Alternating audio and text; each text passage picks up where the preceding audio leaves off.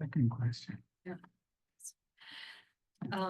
So what we do is we can start the recording now, and because we haven't had a quorum for a few things, we have minutes from a few months to approve. And I wanted to check, I don't know the rules and regulations about this. For example, I missed the September meeting, but So vote. I watched the video online, took them, followed the agenda. So I feel like I could vote on that, but does that count? Is that okay? Because then we could vote for all three at once, but otherwise we'd have to go month by month and see if we had a quorum. Yeah, we could do all three at once. That's Okay. So before we do that, I just wanted to point out that this agenda is longer than what you received in email. So I added the solar overlay district, and I'm not sure there'll be news on that. And then Bright Action. I think, Josh, you said something was happening the 18th, so maybe we'll have something on that. The rules and procedures might just be checking in and finding out nothing has happened with that. That's the Clean Energy New Hampshire conference that I got to go to, so I'll tell you a couple of things about that. And then I got a card with a suggestion from a Portsmouth resident, so I wanted to bring that to the committee. That's Liz Mooney mail. So does anyone have anything else to add? A lot of these are very quick items, to tell you the truth. I do, and they'll be quick, both solar at the Jones F landfill and CIP items. What was the second thing? CIP items. Oh, yeah, okay.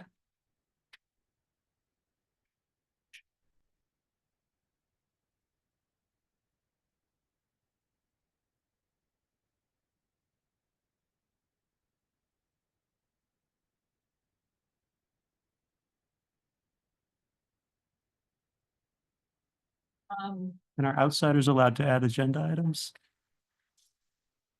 Right. Sure. Last, but That's the best time. Group one.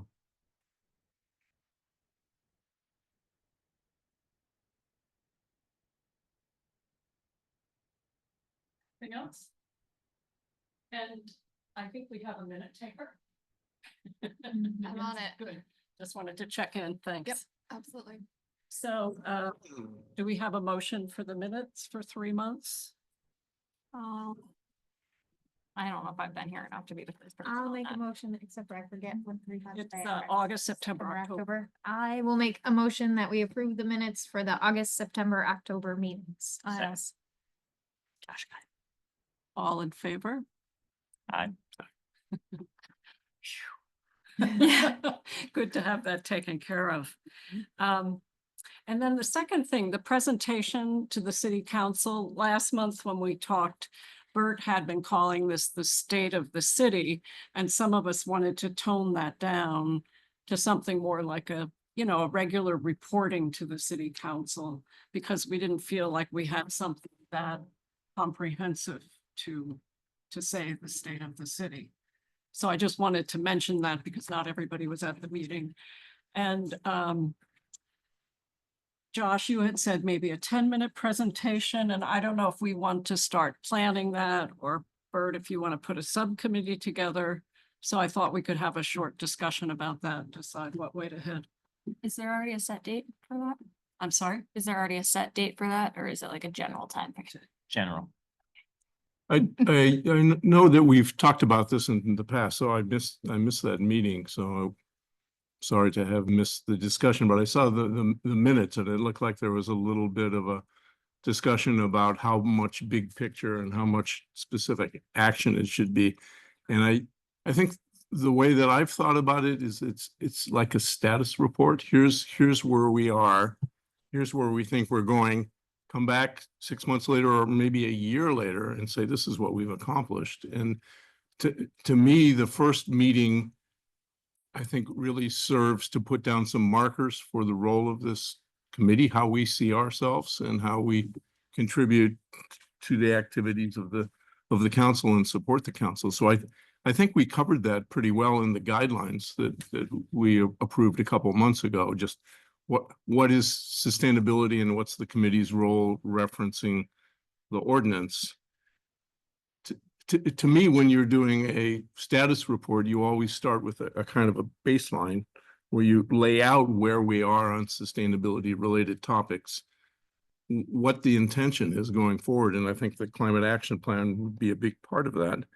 And then some kind of informal metrics, and we'll be back to talk to you in a year to see what we've all accomplished together, meaning council, committee, other committees. So I guess that's the way I was thinking of it. And something like, Bert's key concepts could be part of the introduction. And I think they were always intended to be part of the definition of how this committee sees itself.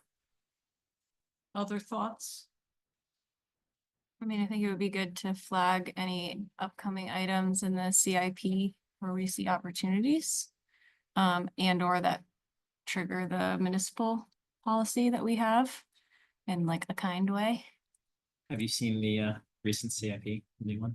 They added essentially a yes or no, whether it falls under the. No way. Wow, that's Say a it again? nice surprise. So the I didn't think what I was about gonna the get green that. building policy? Municipal green infrastructure policy. So all of the project, are you guys familiar at all with what a CIP is? So the city, it's called the Capital Improvement Plan. And it's a budgeting document for the city. That's the sole purpose of it. And it lays out the next 5 years. It's how we figure out how much we have to bond or other things, council. And there's the most important years, the next upcoming year, because that year is what we'll be bonding, but after that, it's all planning for the future. And it's all, was it $100,000 projects and above? Like capital, like big 50, projects, essentially. And whether it's body cameras for the police station, police officers below us, or it's building a new annex, there's a little section which says whether it complies or will comply with the policy that the Sustainability Committee pushed on green building standards for all new building projects. So it's a simple either yes or no, that's there. So congratulations on that. Take a checkbox.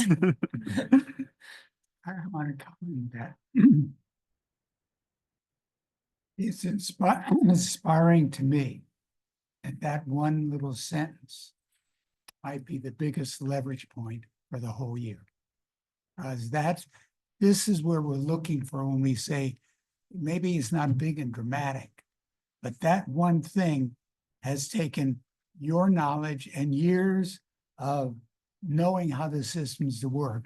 Now everybody getting that institutionalized, I think is something that so I just want to acknowledge that as being, from my point of view, a big deal.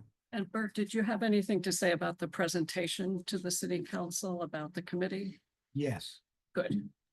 Let's hear it. One, I'm grateful to Effie because she continually reminds me what my wife does also, words make a difference. And I'm quick to get a word, and I said, state of the city. And to bring it down to this grounds it better. And I think, I don't want to go to grandiosity, but I don't want to own what we own. Because right now, this committee, we're looking at the people who are going to solve it, and it's us, and this is it.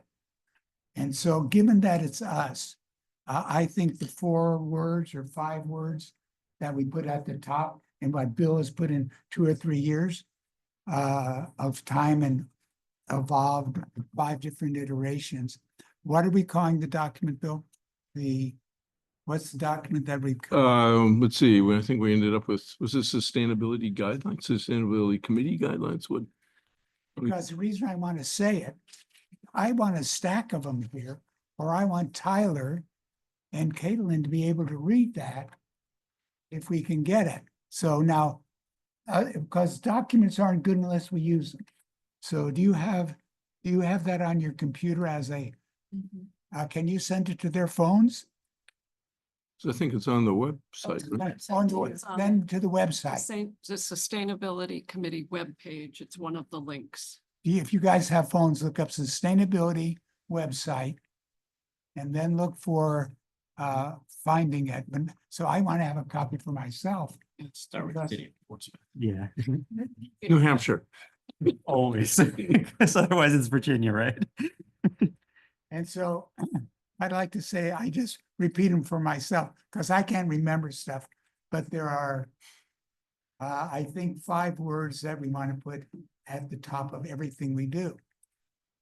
Right now, one of the words is existential. What we're going to do has to do with existential of many systems and life forms on the planet. Number 2, we want to make sure that whatever we're doing leverages, because we could choose to do 1,000 things. But if the house is on fire, you try to do what's really the one that's going to get you the greatest impact. That's why I think the one question is just a hard one. So existential, leverage, then accelerate, because right now everything is accelerating, but we need to accelerate the movement towards a sustainable planet, because the last word is urgency. The window of opportunity to do what we need to do. There's going to be some things we can do. There's still time by some reliable sources that we could temper the future. We're not going to eliminate what's already in there, but we can temper it. And this window of opportunity, most people think it's a lot longer than it is. But I have, from my point of view, and I think scientifically, we should be very, precautionary, use a precautionary principle. Maybe we'll have longer, but if this is an estimate, let's be precautionary. And then there was the last one. Scale. I didn't, leverage was scale. And then you put one in which was action. So maybe we have scale and action. So I want to get those in just as little words that hang around, that hang our concepts. Let me get down to this. I would say that fits as a package, a starting point, and without a lot of elaboration, just to lay out that this is the foundation that we're working from, and then move into the actions, because then I think that gets people's attention, like what can we do? What have we done? What have we not done? And I think just like with the green buildings policy, I think the focus on the climate action plan is critical as well. And I think that has been working its way into the CIP review. And I think that's how Josh and Kate Cook got another week or so added for the committee to submit CIP projects. And those, I think, were taken seriously because of the cap. And I think just like having a checkbox for the green buildings policy, having a checkbox for the cap is critical, and I think is core to what this committee does. I'd like, Rianne, did you get all 7 of those? I have existential, leverage, accelerate, urgency, scale, and action. Yeah, So I the have scale we can rearrange, but 6. I want, because I think that'd be good to get in the low. There's 6. And I think the first with a box around them and an arrow pointing to the action, and then the action is, well, where are we? And come back in a year and see what we've accomplished. I have to take off my facilitator hat and be a committee member. If I were on the city council, Josh, you can disagree with me. I would really want to hear what this committee is doing with the climate action plan. And I would love to see this committee take the plan and pick maybe 3 things that we're going to focus on in the year ahead and try to make happen. To me, that makes sense. And we might not even pick a strategy with high impact, because some of those we might disagree with the consultant's rating. But I think that would be a really important thing for this committee to do, especially where the ordinance says we're supposed to focus on the cap. I like what you're talking about, and I even thought earlier. I have so many things on my plate, I don't do it unless I make a commitment. Yeah. And I was trying to think about, I believe there's 5 sections. Is that right? Sectors in the plan, in the cap? Chapter, yeah. 5. And I was thinking, what if each one of us just to get, and this is the way it gets for me, it might not be work, but what if each one of us took one of the sectors? I don't care which one. And so that I look at it, I'm not going to look at the 62 pages, but I might look at one sector and say, here are the 3 or 4 things. So when we come back next meeting, we would have at least some. We could put that on the agenda and do. I don't know if people would be interested in that. Jess? Possibly, but I also sort of have a question about the presentation too still, which I think overlaps with all of that. Is this going to be something that's interactive? I know when we have brought this up before, there's been some discussion about sort of checking in with things that we've initiated or we've taken action on, but we are waiting for the legal to review, or city council, or so is this a place where we could just kind of check in to see the status of if that is the current situation, you know, what, and give city council or whoever an opportunity to respond so that we are all clear about it, or is that not appropriate? So most presentations, it's just a presentation, and if there are any questions, it's the council asking the questions. Mhm. So it definitely throw people through a loop if the committee start asking the council questions. Okay. Yeah, I would encourage us to focus in on the tangible.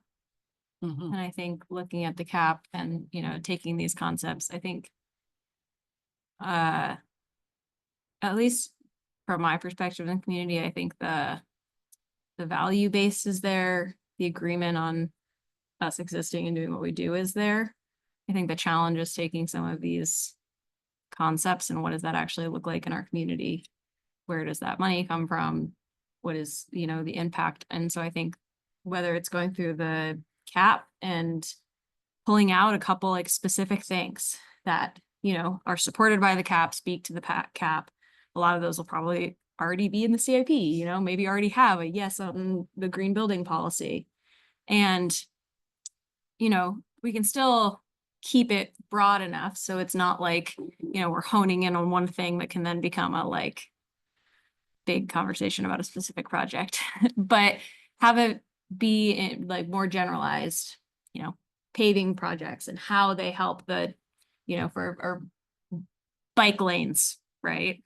That falls under the infrastructure policy, falls under the cap. We can speak to what parts of the cap and we can kind of connect these dots. I think that would be a very strong way to kind of present how all of these pieces come together.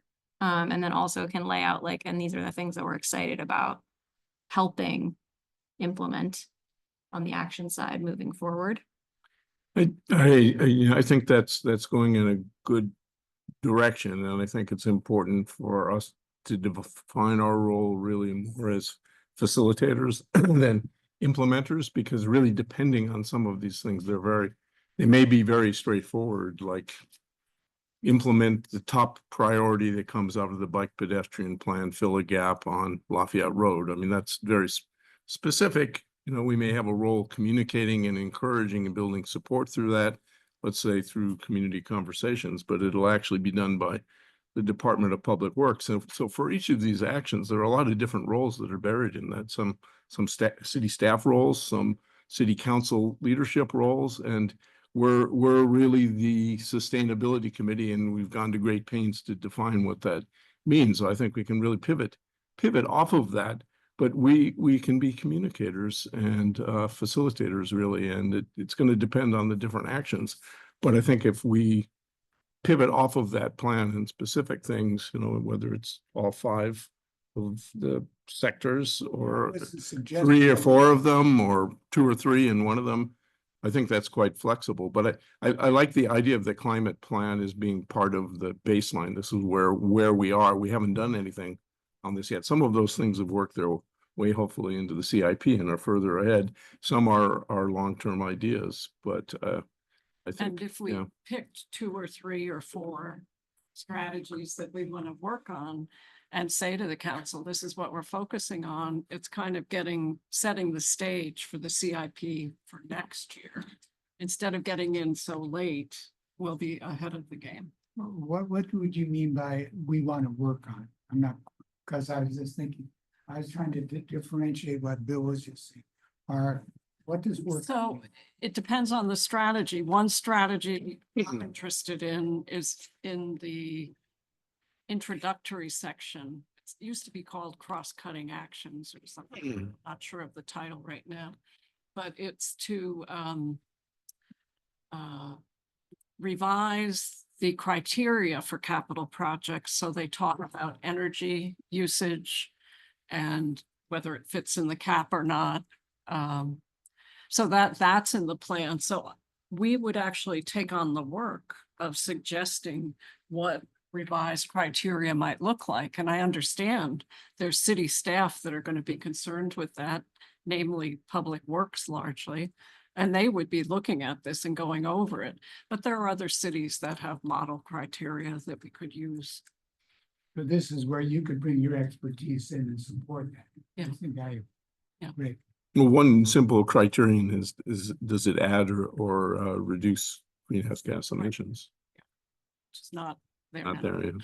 I think also, on some of these, not to keep coming back to like the green building policy, but there's also a role of, yes, a lot of these does come back to staff and there's limited staff time and they're already overloaded. And so I think, and I had mentioned this when we put that policy across the line, it comes with the responsibility of us helping, whether it's helping with resources. I actually meant to add something on the agenda on that. Connecting with possible grants, connecting with possible funders, being that link.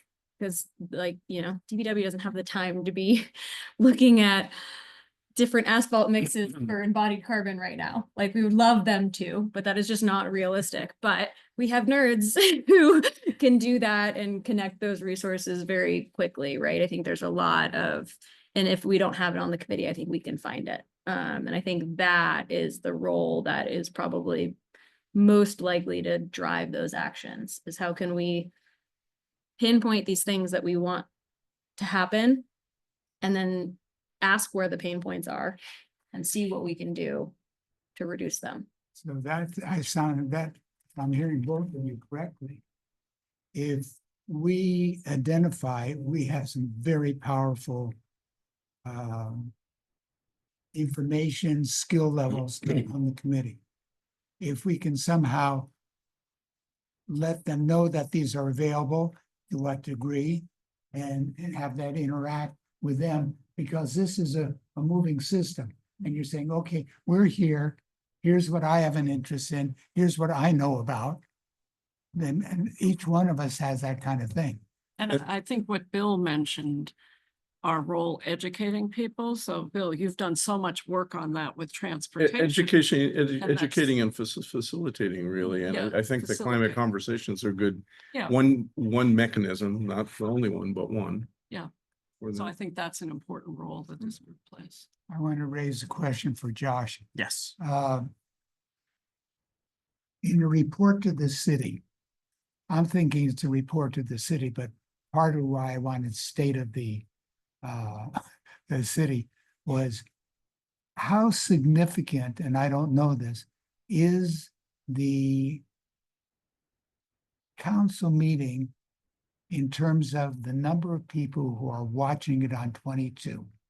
Because as much as the council might already be there, how many people is it an education? Do we have any idea about that? I don't know about channel 22, but on YouTube, there's usually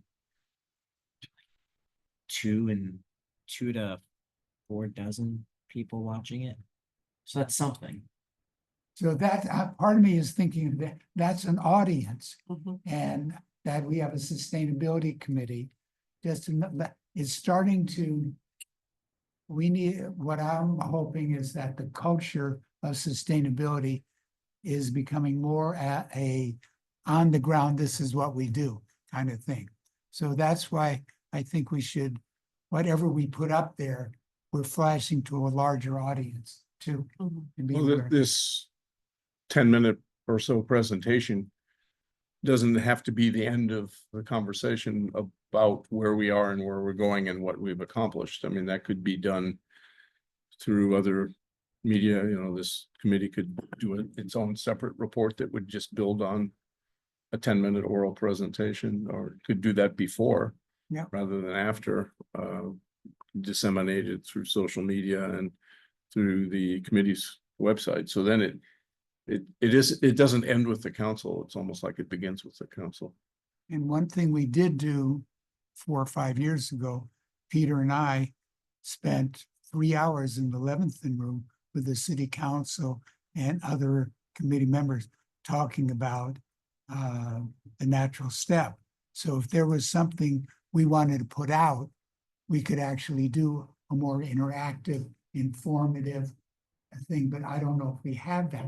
Like we did that with Drawdown, but we did it as a online class. There might be something else. Well, it could be its own community conversation, but we would want to do more, have a bigger audience than we've been having.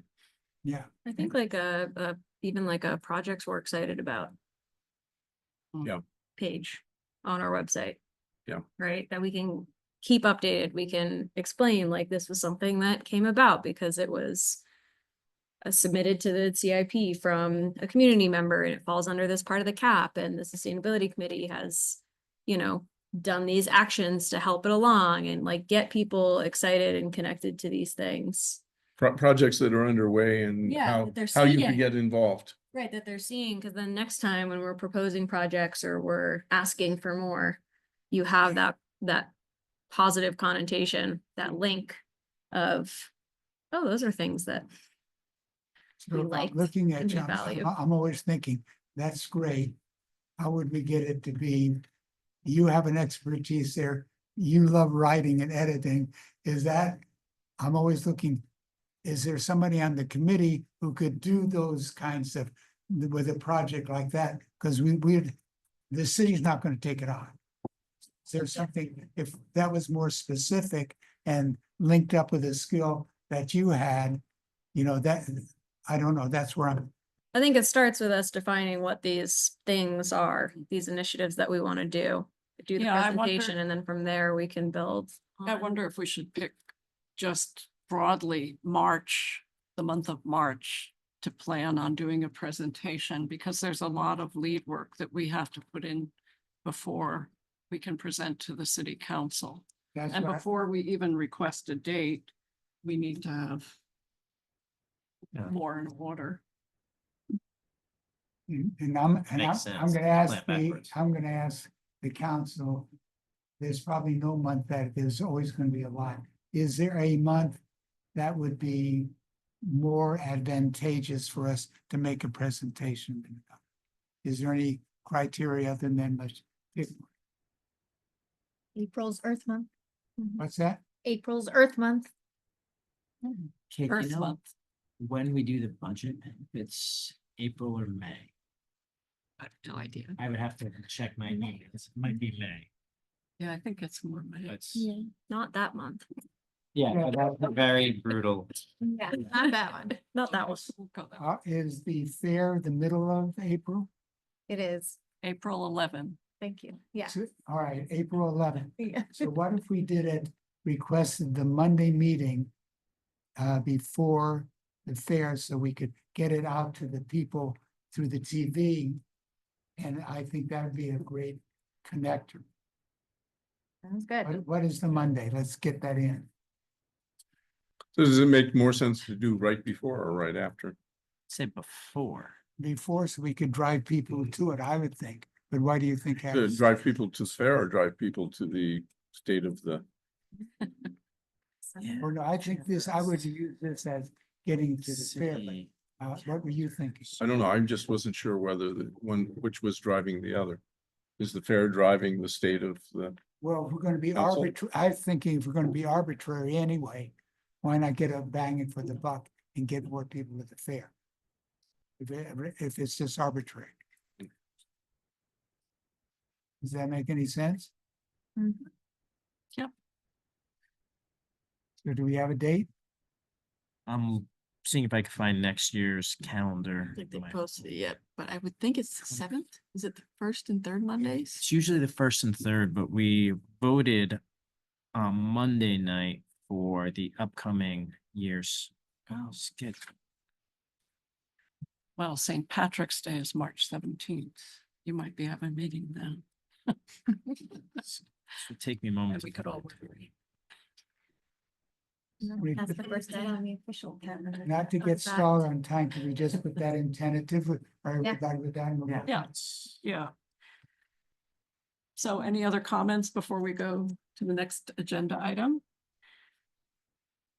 And Kate, I meant to check with you. Nobody's on Zoom, I take it. No. Okay, Girls, I pulled out the screen, but it's just us. good, thanks. So co-hosting the community climate conversations. Jess, do you want to say a few words about what community climate conversations are? Sure. So for anybody who doesn't know, this is our second season of doing community climate conversations. We do about 6 a year, roughly through May until this time. And every month or two, we focus on a specific topic around sustainability, and we get local and regional experts to come in and kind of set the stage to facilitate a conversation and give some background. And then we open it up to a discussion for everybody who's present and attending to express concerns or thoughts or ideas, and how do we take action, or what steps can we do, or what comes next. So our next one is December 5th, which is a Wednesday.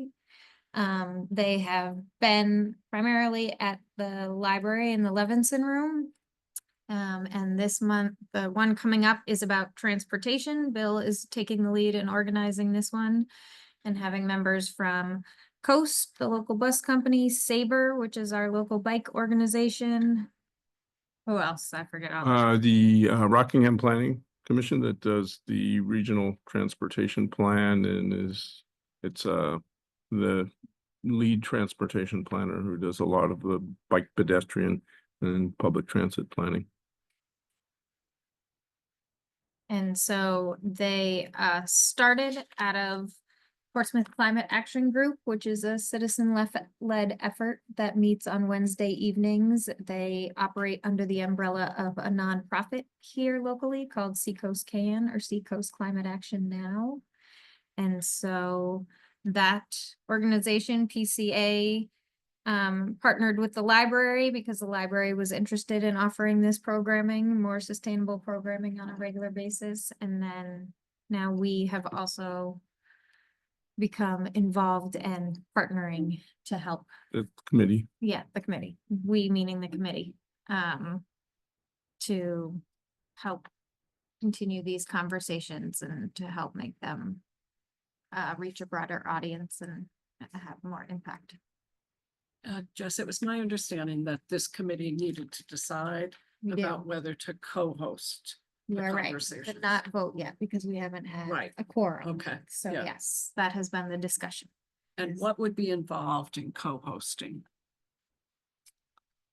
That is a good question because clearly partnering with the library and Seacoast CAN, we have access to mailing groups that can help with marketing and spreading the word.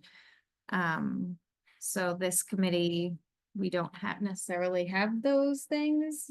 I feel like it's also there are people who sit on this committee who are also involved in those other organizations, so there's already overlap there, so I don't know, Bill. what Yeah, your thoughts I were, think but it's, just- we didn't have a quorum, but I think the sense of the group was that this was a good thing to do. And I think we didn't really spend a lot of time on exactly like, is it sponsoring? Is it co-hosting? Is it supporting? And to me, it always seemed like it wasn't that it was a good idea for this to really be led by the grassroots and citizens groups like the Portsmouth Climate Action, and that depending on the topic, other citizens groups get involved, like Portsmouth Smart Growth on the transportation or other city committees, but to have it in partnership. But I think if it's an official city meeting that brings in some limitations and that we probably don't want to get involved in. And I can't remember how did we end up wording it in the invitation, in conjunction with, or in partnership, or co-host with, or something like that. Something like that. I sort of danced around it a bit. You raised the question about whether we could use the city seal in promoting the events. I think Peter Yeah, Britt Peter- said Or that Peter that is- was Oh, okay. fine, but I think we haven't done that yet. I just named all the groups. So it says Portsmouth Climate Action, Portsmouth Public Library, and Portsmouth Sustainability Committee bring you a Yeah, community climate conversation. well nuanced. Thank you. It's all can. Oh, well, that's actually TCAG. So do we want to make a motion and have a vote to make it official that this committee will co-host the community Co-host and climate support, just generally support yeah. the community climate conversation? Which doesn't fit onto a poster. I guess the co-host would fit. The support is sort of mealy mouthed, or which not mealy mouthed. It's sort of a positive. It's a positive thing. Partner. Yeah. Partner. What do you think, Kate?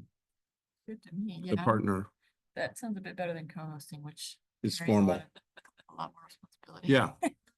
It's depending on the topic is involved as makes sense. So like on the last one, So I do think we you have and a Peter motion? presented, and on the next one, maybe you won't. It just really depends. And Well, I see this, just to speak in support of it. As we worked out now the legal status of this committee, coming from a Blue Ribbon Committee to a legal status, part of our status and mandate is to educate on sustainability and do outreach. So I think more and more in this complex system that we're working, we need to make the more connective situations rather than silos. And so in some ways, I think that this is another way to have us connected. And a few people will say, the city, good. And they can have up and down, because people did say, all right, I don't want to go to a city function, I want to go. Yeah. But I think there's more positive and negative, and so I would support it a lot. well, it's really the leadership of the grassroots groups able to do things more flexibly than the city can because of its formal limitations. So it's really as a partnership to support the committee and to support the council. I would say last night at the 146th continuous week of the meeting for Portsmouth Climate Action, we put on the schedule for 2 weeks from tonight to start talking about the community conversations for the year 2025, and how can we align them with what you were saying, Bill, frequently connecting the dots to the plan so that we're not just getting random topics, but we do need to get, so we're actually working on that as a citizens group. I'm speaking on the Portsmouth Climate Action, that maybe move a little more than the committee can. So we've had a discussion. I don't know that we need a motion, but probably would be good to get it in the minutes that. I move that we put the Sustainability Committee down as wanting to support And partner with, and partner with Portsmouth Climate Action in regards to the community conversations and their other outreach programs. second, All in favor? I, Right. Can I say a couple things about the December 5th one? Sure. Jess, were you done in? The next topic is Okay. community engagement, so Okay. it fits perfectly. This is the second transportation Bill, one, yeah. could you blow up the post and just let everybody see it? It's so great. Yeah, it is. Maybe? Cause I love a visual. Not very big. It's nice. You can pass it around. Pass it around. Yeah, go ahead. So we had a climate and transportation and land use community conversation last year that was designed, it was the first one, it was the first community conversation and intended as useful a model for the ones that followed. And it focused on input to the climate action plan. So a lot of the transportation topics that were considered during that meeting did eventually make their way into the CAP, and a few are hopefully making their way into the CIP. This one is on implementation. Now that the plan is done, what should the priorities be? What should be in the CIP? Where the opportunities are. So it's going to focus specifically on actions that are in the climate action plan, including expansion of public transit, implementation of the upcoming bike and pedestrian plan, support for strengthening the grid, a possible pilot project on a shuttle loop microtransit project. That's, I think, in the climate plan as a feasibility study. So specifically that, the panelists from the director of the public transit agency, the president of the bike pedestrian group, and the senior regional transportation planner will be on a panel that all facilitate getting them to focus on what it would take to move forward on the climate action plan, specifically to move toward greener types of low carbon transportation, public transit, walking, biking, and using transportation to support land use, affordable housing, and that type of thing. So I hope everybody will come to that. Kate sent out the poster that Jess was just showing. So I hope we can get everybody there. It should be a great presentation. This panel has met probably 3 times over the last 5 years, I think. So people are sort of used to having a lively conversation. About community engagement, we also have the date for the sustainability fair. People have heard that before. It's April 11th, 2025. It's a long ways off. As an alibi, I checked. The first meeting of the council in April is the 7th. Okay. I just wanted to check that poster, that nicely done, by the way, it looked very nice. That's on the website, right? I think the it's like under a tab. I like looked over it, but I think I remember seeing it. I just wasn't sure. It's on the Portsmouth Climate Action website, I think, or the Facebook page or something. But It's okay, I was just Yeah. curious. the library sent it out.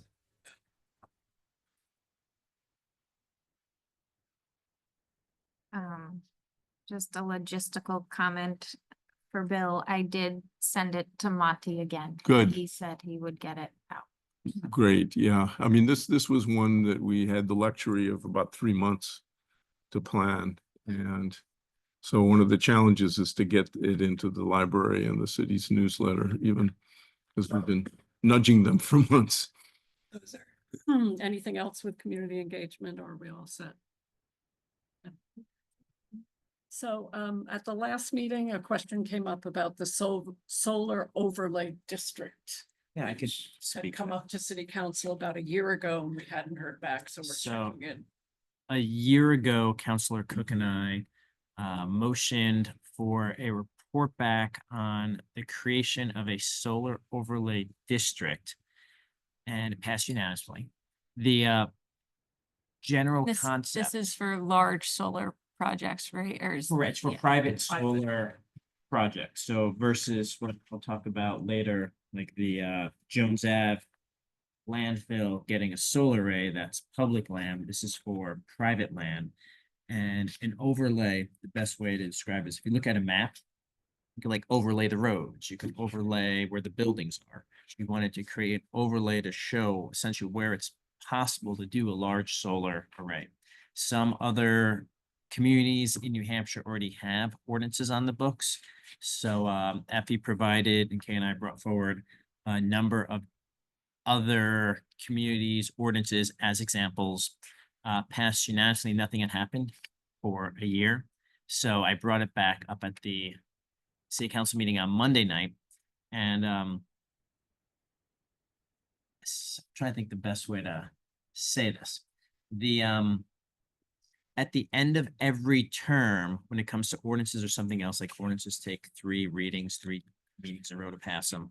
If you don't complete, it resets. So since that motion was made just before the end of the last term, I was told nothing happened to it because it was the end of the prior term. Which, say what you will about that logic, I don't agree with that logic for general things. I get that for ordinances, but we there was some discussion. Beth Moreau, who serves as the city council's rep on the planning board, said it would make sense to roll up in a planning document that's coming out soon. You have any idea what I'm talking? Yeah, Certain, I tried master looking plan. for it online, but we passed the same motion again unanimously just for a report back. And I'm expecting to get the report back soon, but the report back may simply be this, the goal of creating a solar overlay district should be rolled up into this bigger planning document that's coming out. Is it the master plan? So I don't think it's the master plan because the Okay. 2025 master plan's already out. I was just online and there was a 2025 master, So we just got RFQs for the new master plan. the new one. That's, So Yeah. that should be starting in January or February. So maybe that's what they're what- thinking about rolling it into is the new one, but that wouldn't be called the 2025 master plan. No, it would be called the 2030. Okay, thank you. Yeah. That's why I was confused looking at the Very website. funky. Okay, but, so the thought is the report back from the city manager will likely say that the solar overlay district should be looked at in more detail and included in the 2030 master plan. So that's, took a year to get there. Wheels turn slowly. Thanks for the report back, Rob. And then on Bright Action, I think that came up November 18th. So the Bright Action came up as far as there was, are you guys familiar with the climate action plan?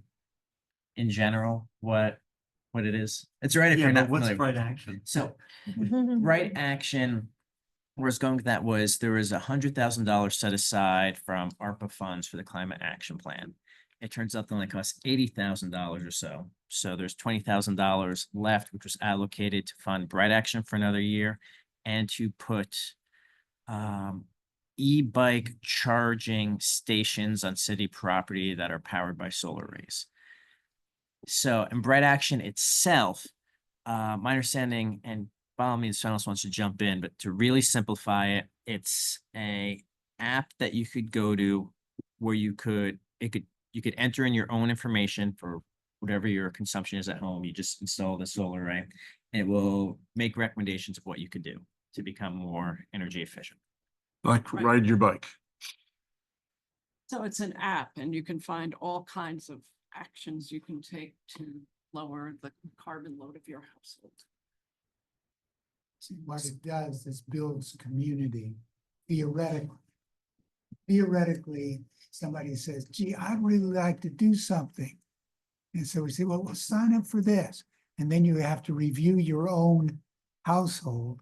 And then they'll make recommendations for you. Maybe solar panels aren't the best for you. Maybe this is, and so it's a way for you to get into a systems approach for your own sustainability.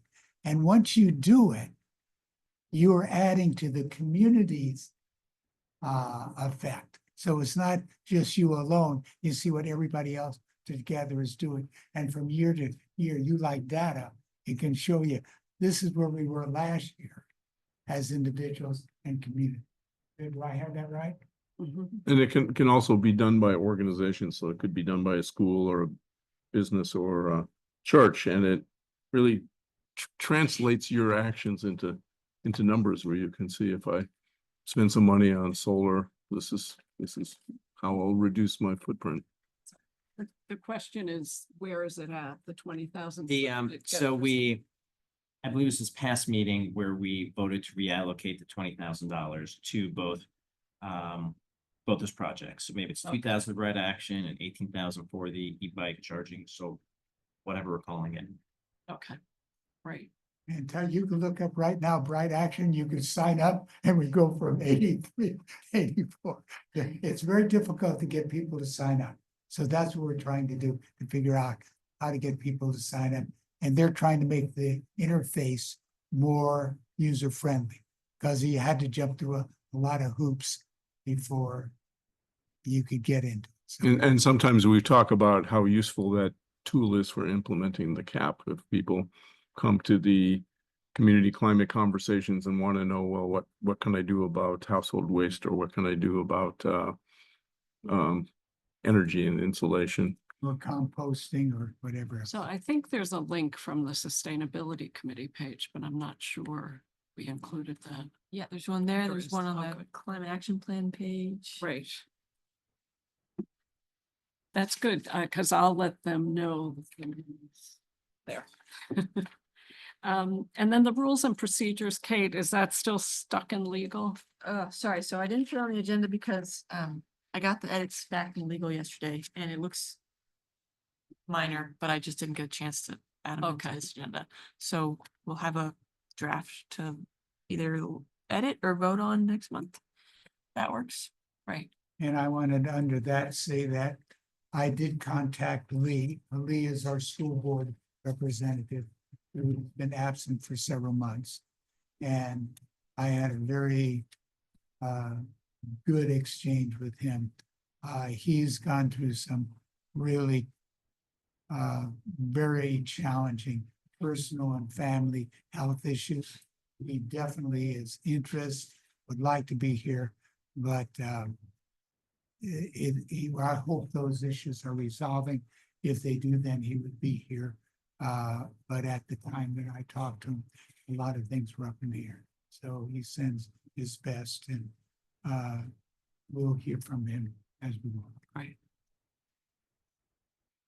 So we'll look at the rules and procedures in December. Landfill solar. All right. So, are you guys familiar with where Jones Ave is? So for some time, there's obviously been a landfill there. It was capped. EPA essentially said, hey, you can't disturb the cap, and decision. So two things could be done with this. Passive recreation was where a lot of people ended up. There's a policy saying, hey, the Jones landfill should be used for passive recreation. Students can get to it from high school. Issue is, it was never really used for passive recreation because it's fenced off.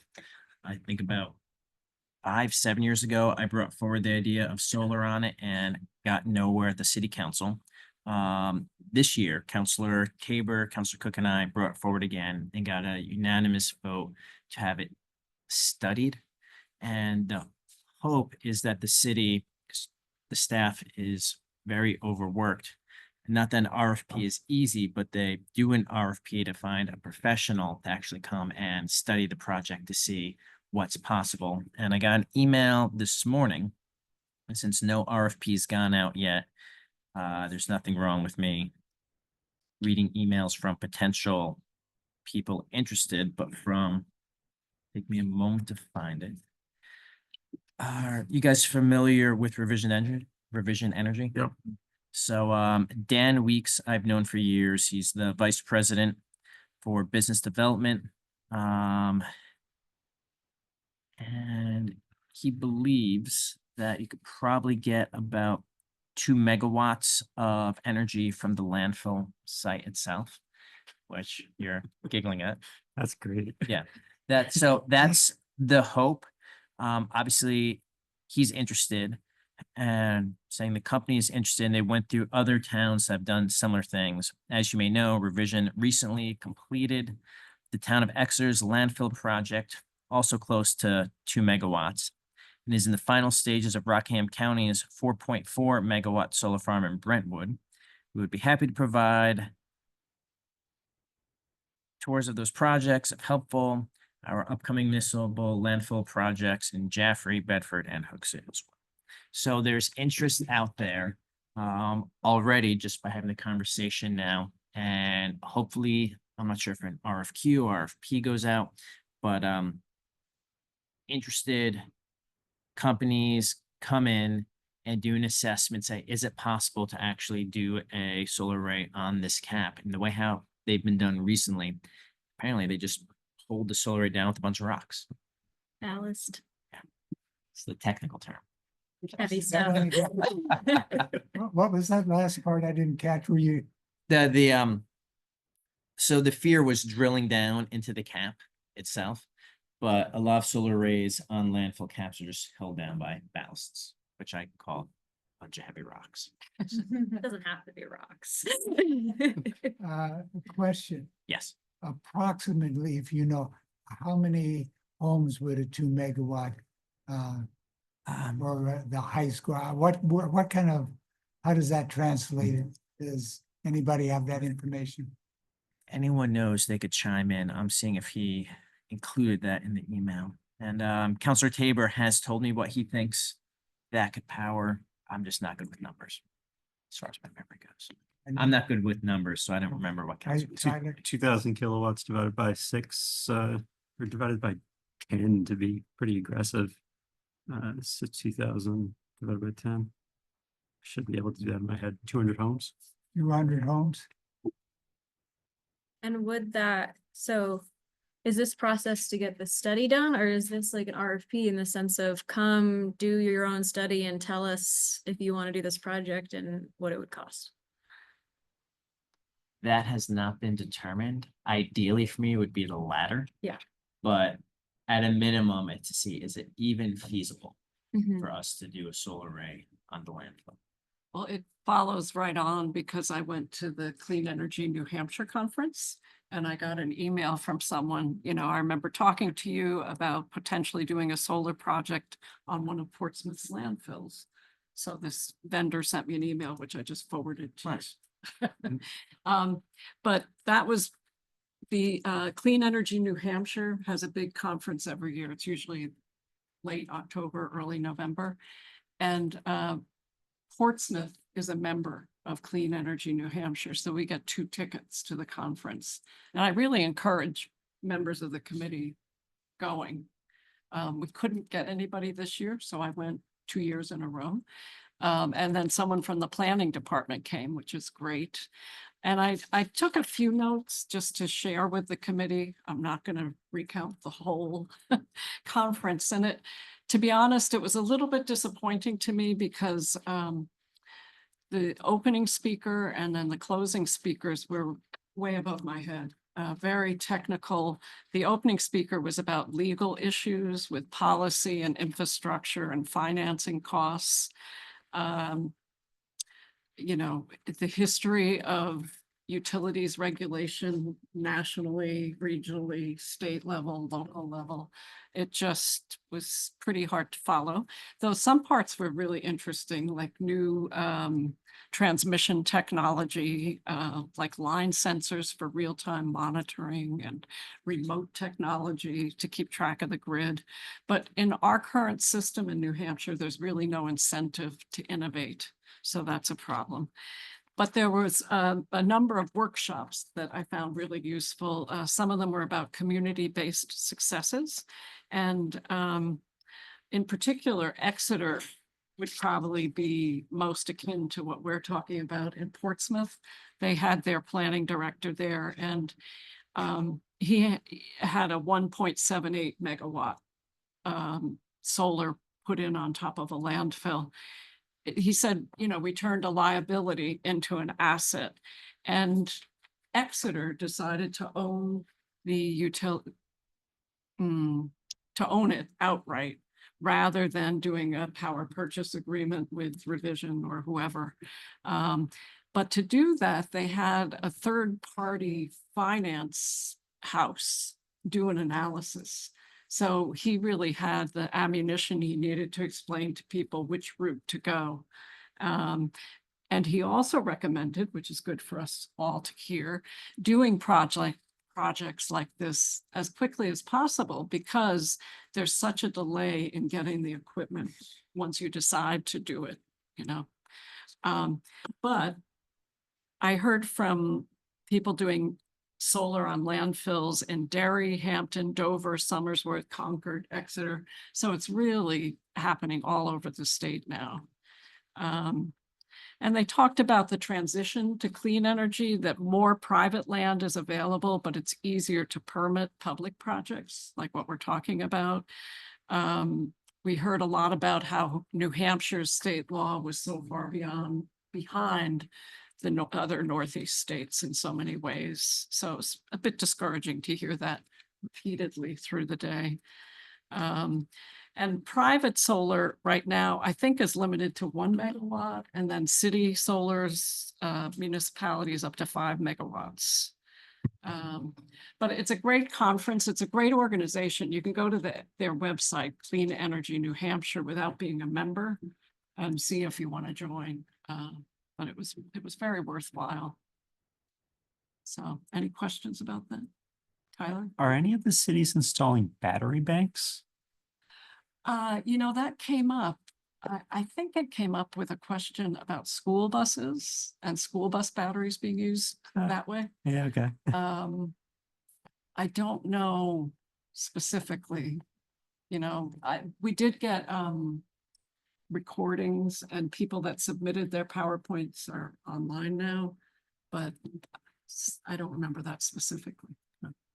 There has been talk of converting Schiller Station to a battery bank. Now it's a private entity owned by whatever, I'll say hedge fund, whoever owns it now, but all the lines are already there.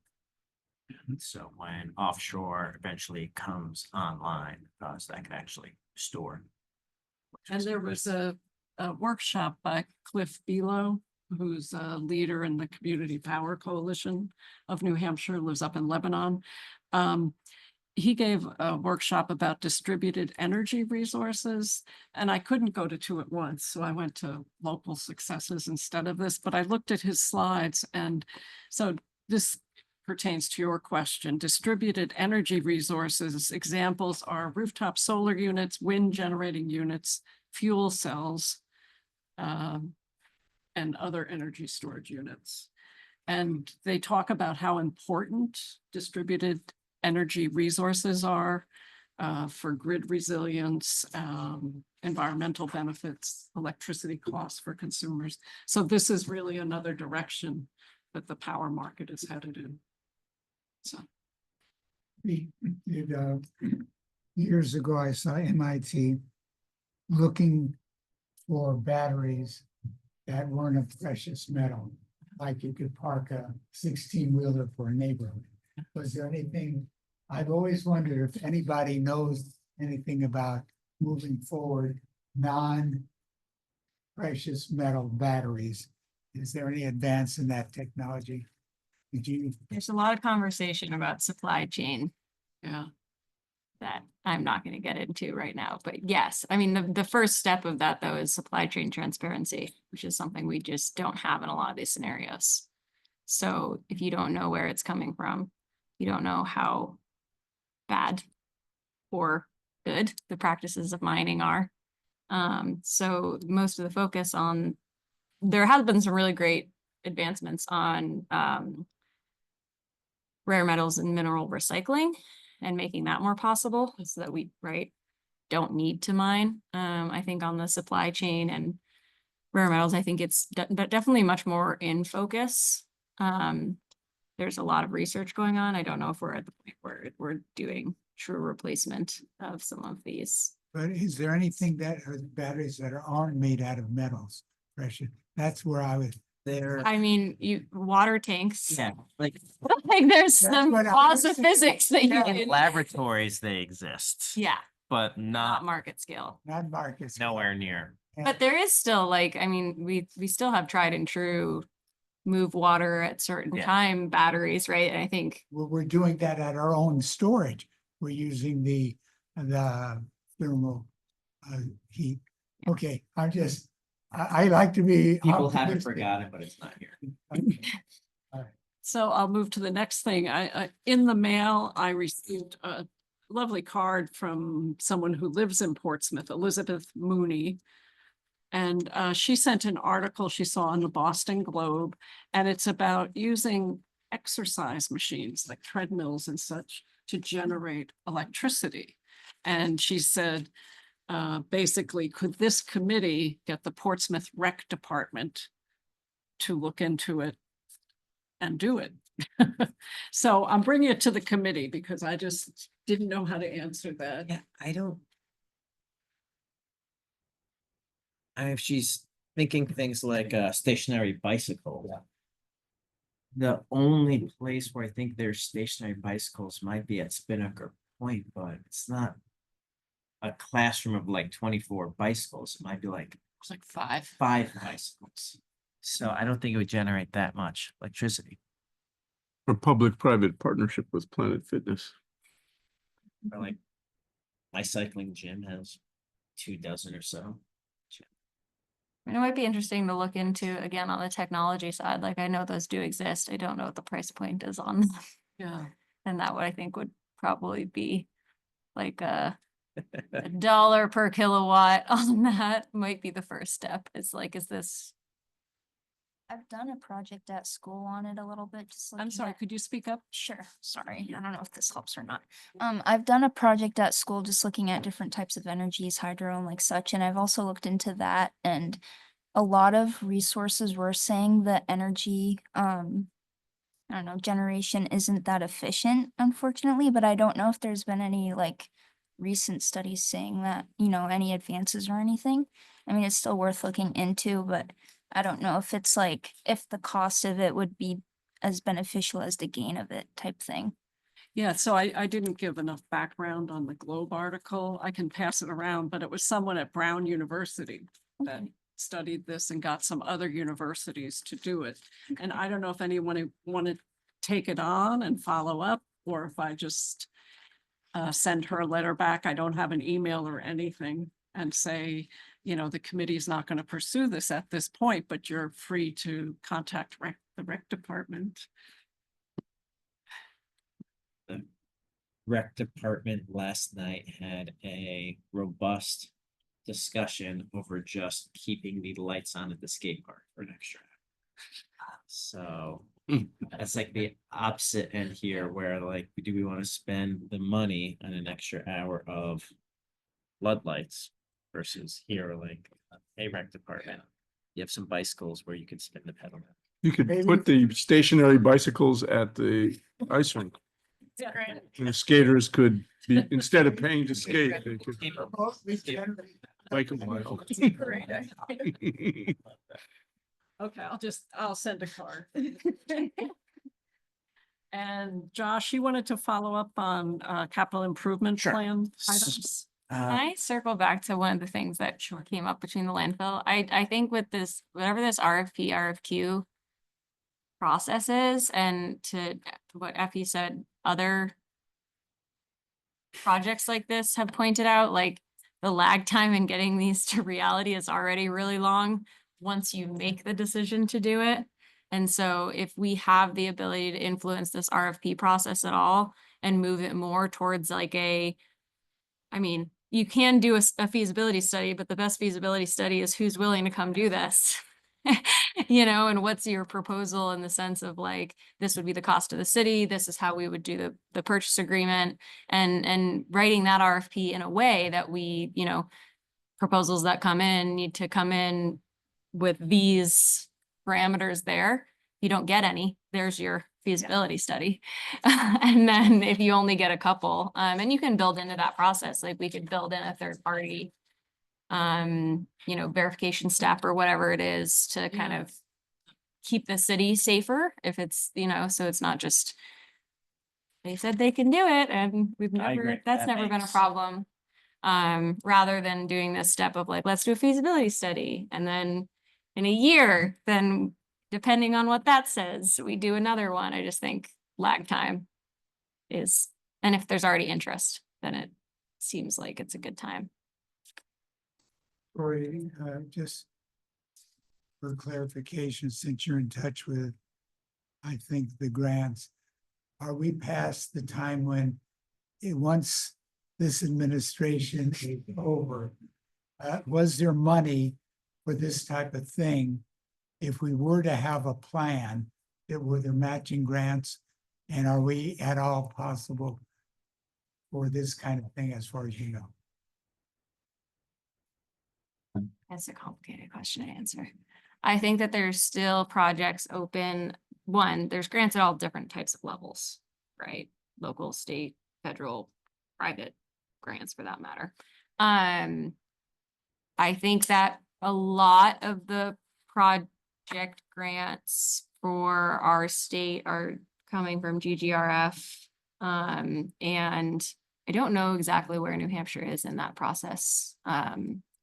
I believe that their RFP either closed or was closing soon for proposed projects. GRF is, The federal government giving the states a bunch of money to go do sustainability stuff. gotcha. With some parameters, but for the most part, it's up to the states to then also what led to New Hampshire updating its cap.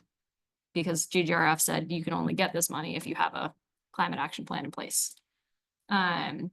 So we'd have to look into if that to the state RFP is still open and if this project is something viable under whatever their process is. I will say that I think the hardest part with grants is the annoyingly large effort upfront to apply and get them there. And so I would, for a project like this, if we've got private partners who have mechanisms and have interests in a way that could work, that's probably faster. Cause I was thinking if I paid $100 electric bill and there was, I think there was 200 homes, that'd be $20,000 a year in electric. And I don't know how much one of these, I was thinking, how quickly of a payoff time is there if the municipality, I don't know all those questions, but I think would be intriguing. So the CIP items, All right, so the landfill is the good news. The CIP items, not so much good news, but I haven't lost hope yet. When we discussed the CIP as a committee, we want to put forward 2 items in addition to the items which the Sustainability and Planning Department are putting forward. Those items did appear in the CIP this upcoming year. The one, which I don't know if you want to call it a study on solar and how to help homeowners install solar on roofs. So that's in there. There's also, and again, I'm not good with numbers. I don't remember if it's 50,000 a year or 500,000 a year towards energy efficiency matters when they go, when they work on buildings to actually improve. The 2 items which we pushed for were not in the CIP. One of them was for a simple, to come up with a plan for fleet decarbonization. And the other one was the multimodal transit study. Micro transit shuttle loop hybrid, which was a feasibility study. And so where it now stands, we had a CIP work session, not this past Tuesday, but the Tuesday before. I let the council know that I was gonna bring forward the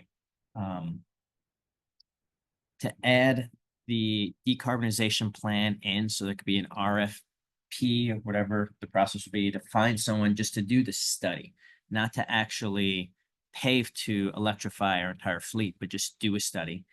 And I also let everyone know that I was going to push to increase the $20,000 a year towards trees and greenery to $100,000 a year. And the nice thing about that was the chair of the planning board seemed to really like the idea of doing it. So, and then this came up again at the city council meeting on Monday night, where I reminded everyone, I'm gonna push for $100,000 increase for trees.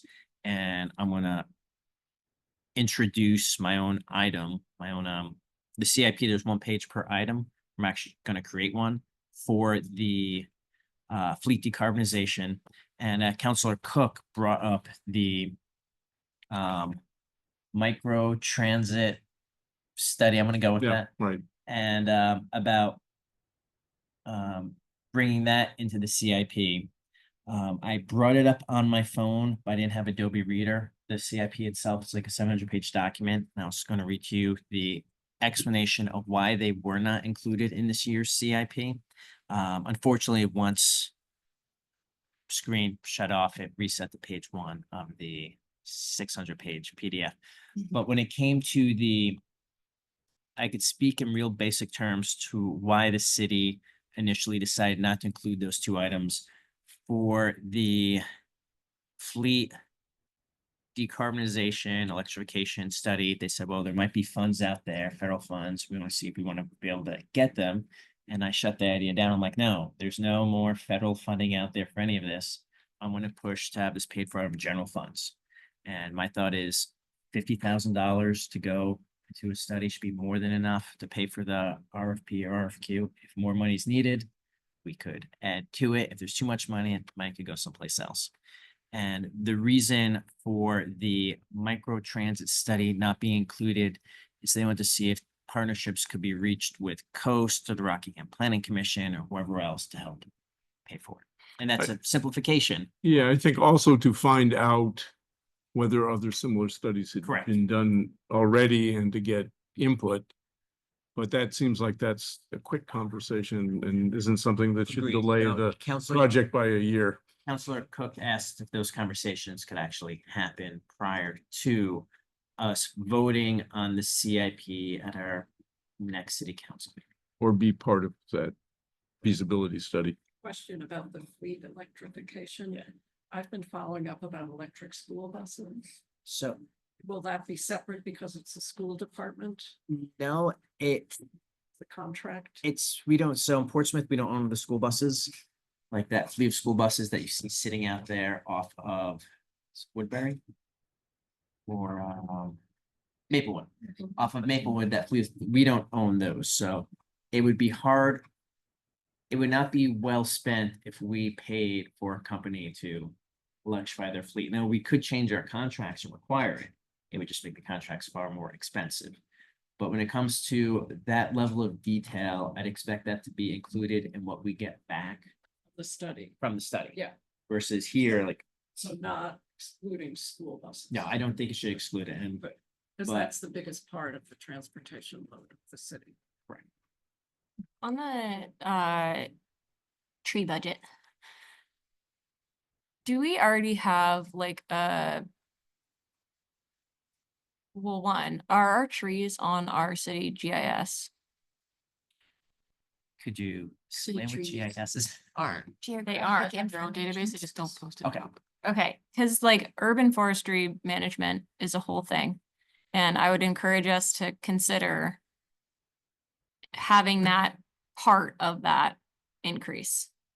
Because more trees is great, but more trees of the proper type in the proper place with the longest life is much better. There's a Trees and Greenery Committee and the director of the Urban Forestry Center's on it. Okay, And they talk that's where about the like funds would even go. like the urban trees having different requirements downtown. Yeah. Than the ones outside of the downtown. so I don't know if there's just like a way to make sure that that funding, when it goes to them, they have the ability to use it, not just for trees, like.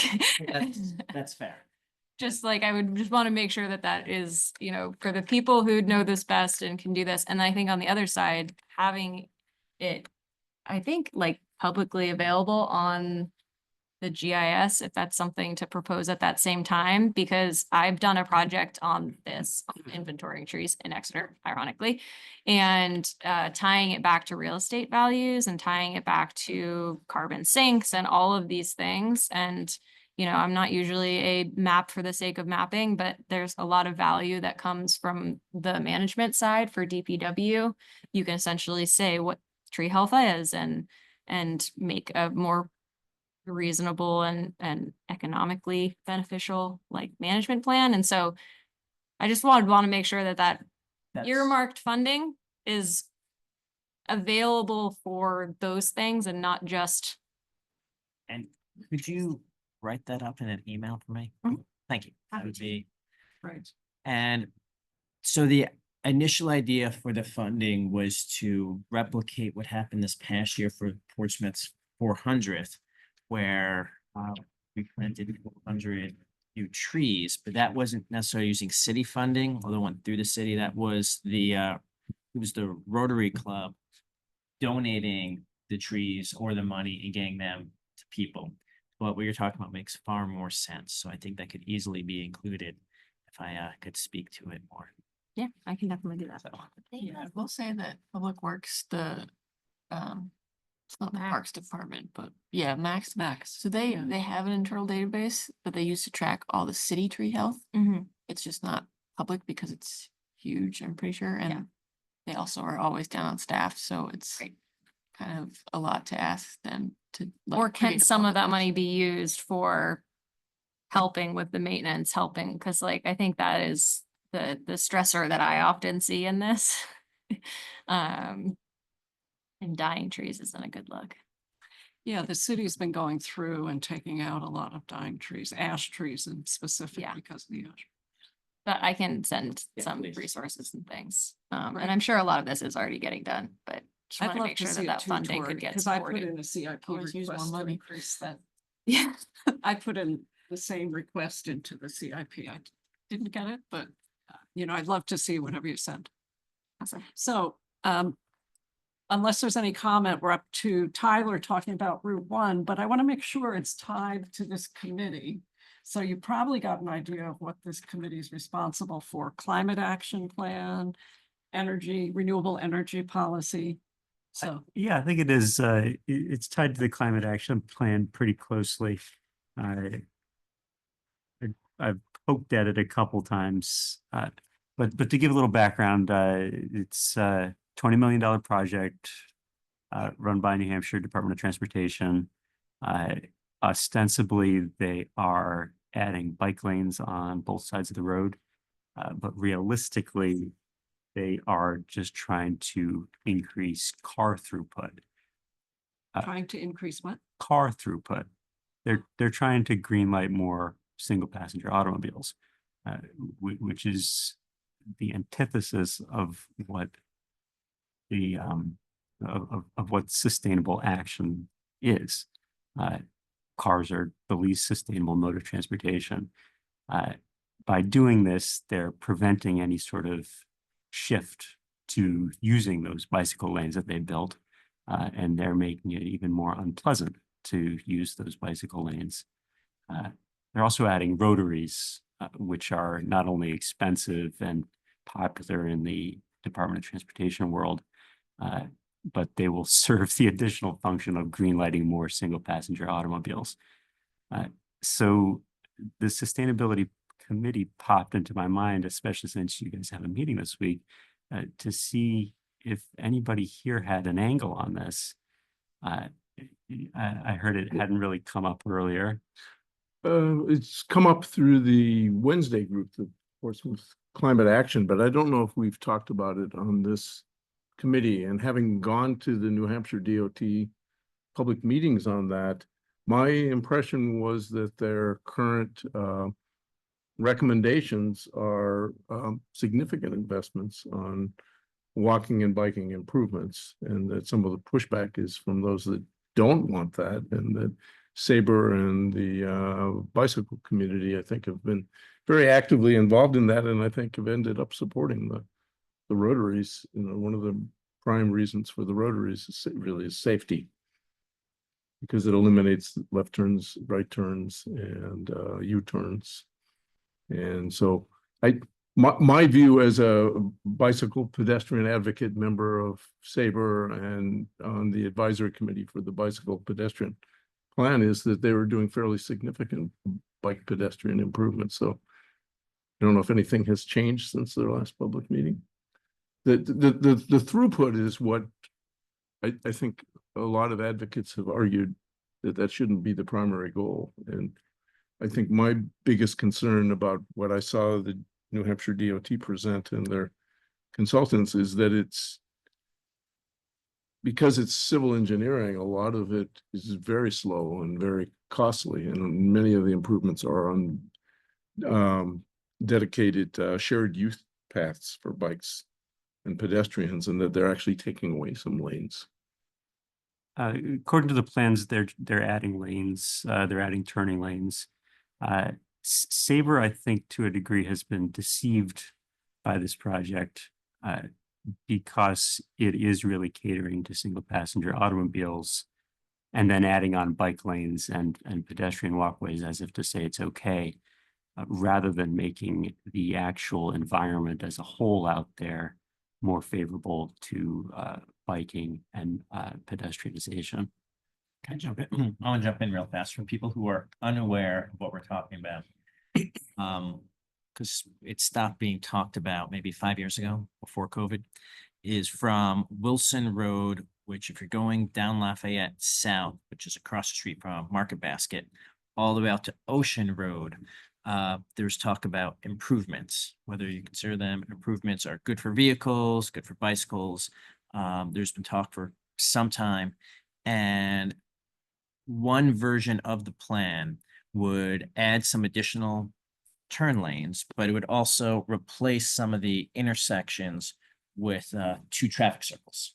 The traffic circles would probably be around the size as the traffic circles if you're headed out to west on to UNH, Oh, yeah. but not the big one at Lee. Before that, that little baby one First Bay kind of. by Great Bay, before the Okay. bridge. So Not- they'd be around Newark's. that size, because those are safer for pedestrians. And then there's conversations, well, would you want bicycles to stay essentially in the gutter? And I've ridden my bicycle up and down Route 1 numerous times. I always feel safer in the street than in the gutter, but that's because I'm a more confident cyclist. But the thought would be to create some 1 or 2 shared paths on both sides. There are issues all around with the project. One thing is only about half of it might be funded. Expanding Route 1 sounds great. Aside from the fact that if you make a wider road, there'll be more vehicles on it. That kind of defeats the purpose. But expanding the road and then definitely adding bike paths on both sides, property would have to be taken from the homeowners. And there's about 15 to 20 homes, I believe, on the, let's forget my directions, on the east side across the street from Market Basket going down to Ocean Road, where they already have short driveways. And if they were to go ahead and take the land, it would shorten the driveways far more, it wouldn't necessarily be safe for them. And in addition, the benefit to traffic circles, it keeps traffic flowing, it's safe versus traffic lights where you have to stop. But a problem where vehicles have to stop for traffic lights is also a benefit because vehicles, they all go at once and they stop. And when they're stopped or when cars could get out of their driveway. So there's a lot of facets to this discussion. Before Monday night city council meeting was an hour work session. A lot of people from Sabre came to speak. They made a lot of good points. A lot of residents came to speak and they brought up a lot of points. I know Councilor Cook spoke to essentially what you're saying right now, that you don't necessarily want to increase the number of vehicles because that is a net negative when it comes to what we want to do. So it's a complex issue, but DOT took a lot of notes and we'll see where the project goes from here, but it's the reboot of the project. And it's a long running project, and it's just one of, I don't know how many sections all the way to the Massachusetts border, and it's many, many years to get accomplished. I think one of my comments at that public meeting was that it was really critical for them to be thinking of the bike pedestrian plan and also of the climate action plan, and that there should be a consideration of the carbon impact of the different options that they're looking at. It didn't look like that was being done. So I would agree with you on that in terms of sustainability implications, but just in terms of the more technical side, it looked to me like it was definitely an improvement for walking and biking. over the status quo and over other options that would be just literally to widen the road and just add more lanes.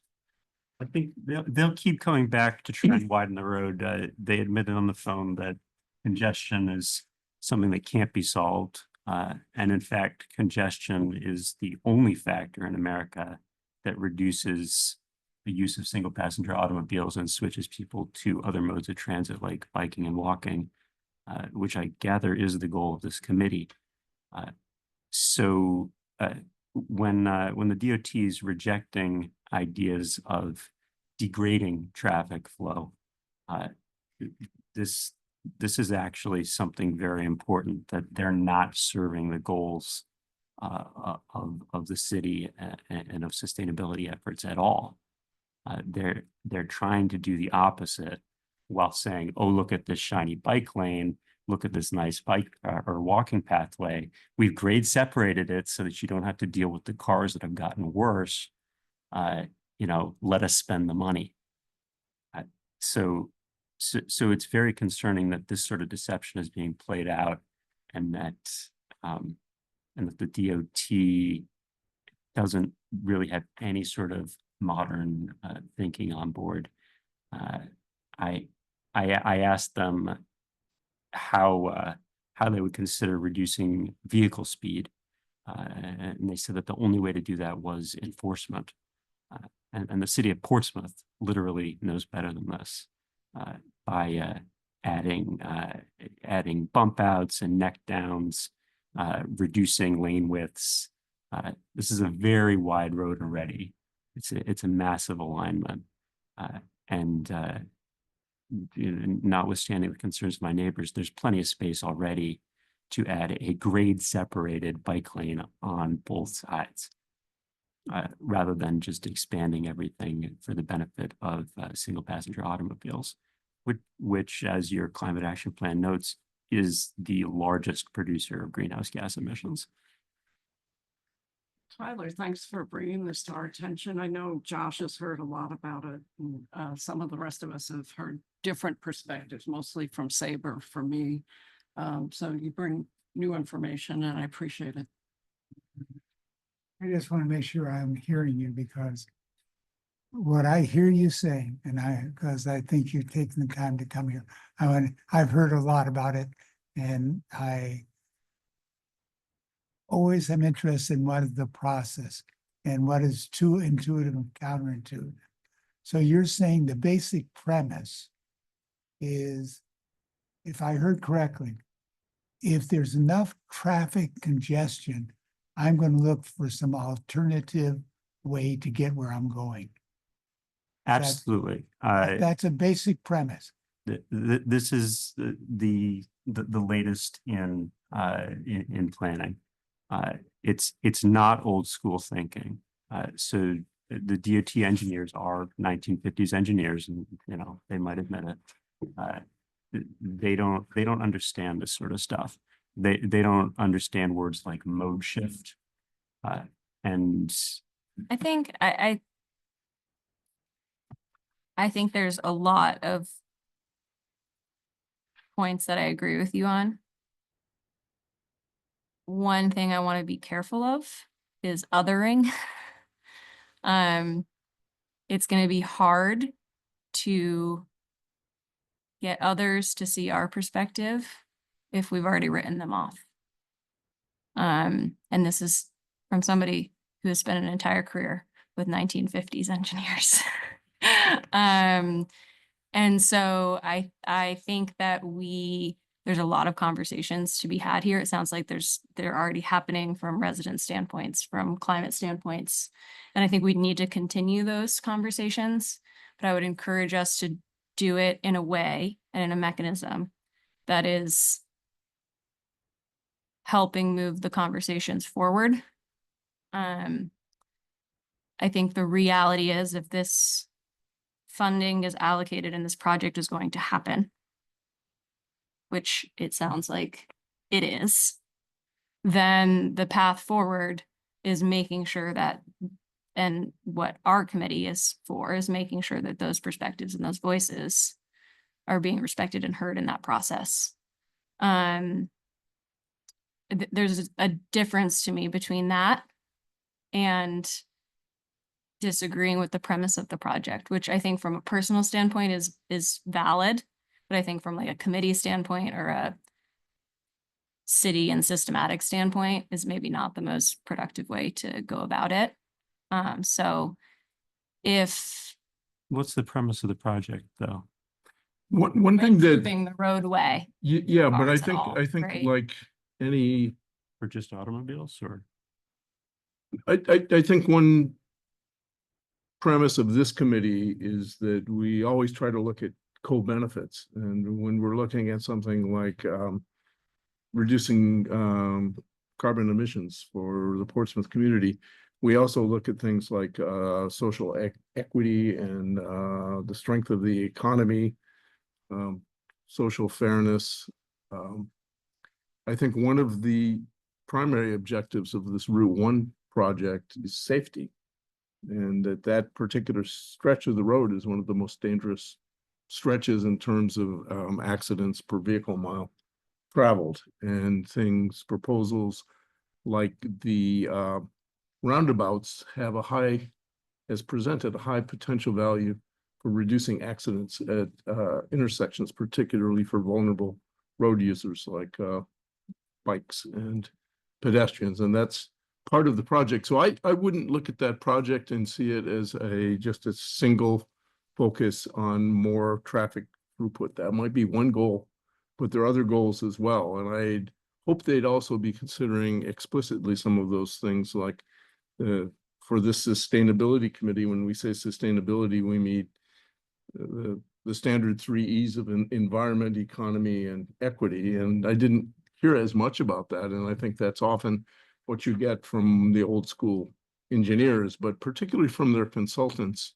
It looked to me like there was a really strong focus on safety and probably an economic compromise on improving walking and biking. And I personally would prefer grade separated bikeways. And what they had was a compromise, and it was a shared use path that's a great improvement over what's there now, which is really pretty miserable. You can certainly have grades separated in the existing right of way. And they've actually done that in the portion where they're forced to do so. But the safety flag that they're flying is somewhat of a false flag right now. When they refuse to, for example, make a single northbound and southbound lane, like Councillor Cook asked and that Saber asked in February. Or they refuse to reduce the speed limit, which would be a very basic maneuver. Those rotaries are 2 lanes in, 2 lanes out. They could easily be 1 lane in, 1 lane out, and slow the traffic. Slow the traffic, which would actually achieve a safety benefit. Rotaries aren't an issue into and of themselves. They're an issue when they're held up as a shiny new thing. I mean, the other part of the newer thinking from the old school traffic engineering is what's pretty widely accepted is induced demand, which is you build it and they will come. You add more lanes and more throughput, you'll have more traffic, you'll have more vehicle miles, you'll have more greenhouse gas emissions. So, I mean, that's an important part of it. Yeah. End this discussion for now, but I want to thank you, Tyler, for raising it. And I think for the committee, it raises a bigger question of how involved does this committee want to be in all the road projects going on in Portsmouth as we look at more bike lanes and pedestrian safety and more cars generally with the building that's going on. So. yeah, and I think that's like those general principles, right? That I think us as a committee would actively support, things like making sure in those meetings. Have you considered the climate action plan? Have you considered these pedestrian plans that our city has put forward and making sure that Equity. equity plans, making sure that those are front and center, more so than having a conversation about a specific technical aspect of a specific project. One challenge is that this is a DOT and not a Portsmouth project, although Portsmouth So has we- been invited. Yeah. Usually do a close off at the end of the meeting, once the recording is turned off. But first we have a motion to adjourn, I think. Can I just give one update? I forgot about this earlier, but I have been in contact with Hannah Dool, the staff facilitator for the Eco Club. She said she has asked the student leadership of Eco Club several times if anybody is interested, but nobody is really committed yet to being here. So I am tentatively gonna go on December 4th and just touch base with them and see if I can actually get any students to show up. So. Positive ending. Thank you. I've thought about that all evening. Thank you, Jess. Yeah, I have a quick one as well. So, speaking of question about grants earlier, not finalized yet, but there is some workings through UNH about trying to apply to a grant for low embodied carbon materials for municipalities in the state. There was a grant funding opportunity through federal highways that went to state DOTs. New Hampshire did not apply. Other states did. They opened a similar opportunity, but open for municipalities, so non-state DOTs, and there seems to be interest of DPWs, and Portsmouth has been in that conversation. So a lot of those issues and questions we had when we did the municipality policy of, well, what if it costs more? This grant specifically is an incremental cost grant. So essentially, if it costs more, we'll buy it. And it's to incentivize the use of these materials and get them in place and get specs and get expectations and, you know, Right. show that this is something you can do, as well as, you know, costs like having research, doing pilot projects, all these things. So that's being floated, and our community is in those conversations, and hopefully, you know, there's a lot of steps between that and, you know, the work being done, but there's a lot of great people looking at how we can include this, and there's some other local towns in that conversation as well. So see what comes of it. We'll keep everyone updated. So do we have a motion to adjourn or? I have an item before we adjourn. Okay, Everyone gets an item. I was hoping to cover it under rules and procedures, but we'll do it next month. We're right now, our informal project is who's going to facilitate next meeting, who's going to take the notes. I think we should set up that before we close in our next date. So who's going to facilitate the next meeting here? I'm happy to do either the notes or the facilitate. and in the city calendar, it still says 12/26 for our meeting. It should be the week before. Yeah. So we're meeting the week, rather be that the 19th. Is that it? Yeah, the Yeah, 19th. The 19th. The 19th, and we need a facilitator. I can Would you- do notes. You like to do the notes? I said I can do them. I didn't Would- say I would- liked. How would you like How would you like to Smart lady. facilitate? Because facilitator, usually the person who takes the notes, facilitates the next meeting. How would you like to do that? I don't know if that's my comfort zone yet. I don't know how to facilitate. That's why, I would be your backup and help you do anything you want. One of the things we like to do is have everybody gain lots of skills. I don't want, if you don't want to, but I think it would be fun, and I'd be happy to back you up in any way we can, or we can get somebody else. Okay, I'll do it if we're co-facilitators. All right, yeah, you are the lead and I am your backup. Okay, deal. All right, now we need a note taker. I'll take notes. Notes, okay. Thank you, Effie. Okay, I'll make a motion to adjourn unless anybody has one more last thing. I'll second that. all in favor? Aye. Okay, so the recording stops.